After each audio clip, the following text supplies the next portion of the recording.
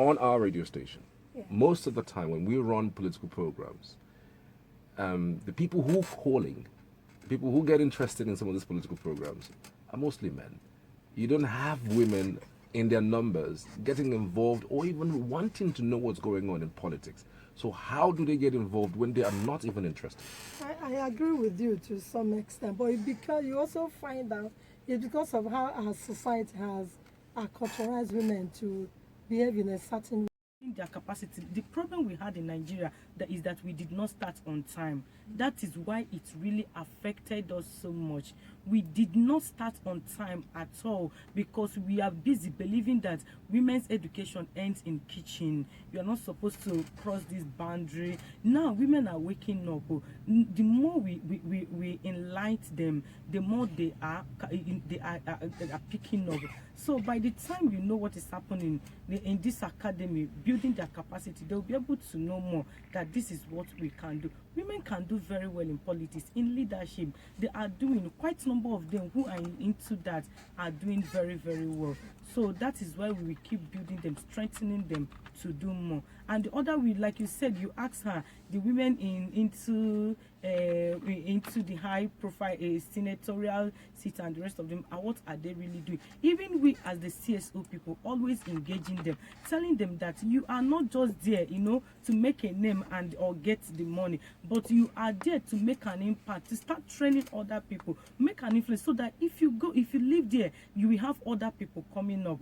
I don't believe that you will be in this position, you live in this position, and there is no woman, and you did not train other women that say that this is what I did for them. But if you be able to train a lot of women, when you leave, you see women will keep going up. Now is mentorship, because there are a few of the women in that space. When they exit the space, there is a vacuum. So if they can utilize the space where they are in now and begin to mentor the younger ones, those who show interest. Is Germany. A woman is the president, I think. You see what he's doing there. Go to Philippines. Girls of 32, 34, 31, they are the people in power. Minister of Finance, minister of this, minister of that, and you see the country is going very well. Now, men have led us so much in this country, and what is really happening? So can't you see that if they give a woman opportunity to say, okay, women take this position, okay, you people should manage it for us, let's see what will happen. You see that women will do very well. I can only say that the timing is right and it's actually apt. If you look at the population of women against men, the difference is not much in terms of percentage. So if women are not involved in decision making, you find almost half of the population neglected in decision making, and that can never augur well for the good of any nation state. Politics does not affect women, even when their family, even when they go in politics. So let us, is an orientation that we need to change. And all these things are what I'm saying, that we need more advocacy, we need more mentorship, we need more enlightenment to tell them all these things.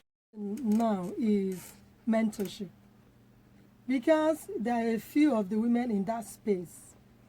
When they exit the space, there is a vacuum. So if they can utilize the space where they are in now and begin to mentor the younger ones, those who show interest. Some years ago, I started that training for women in politics, training them about how they, even those who couldn't speak English very well, but learning to be articulate in the language that you can speak, to fight for whatever position you're interested in.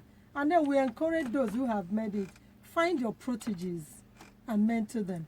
Don't shut yourself away from them, because when you exit the scene, there's a huge vacuum left, and before some people will come up to fill that gap, it will be a long time.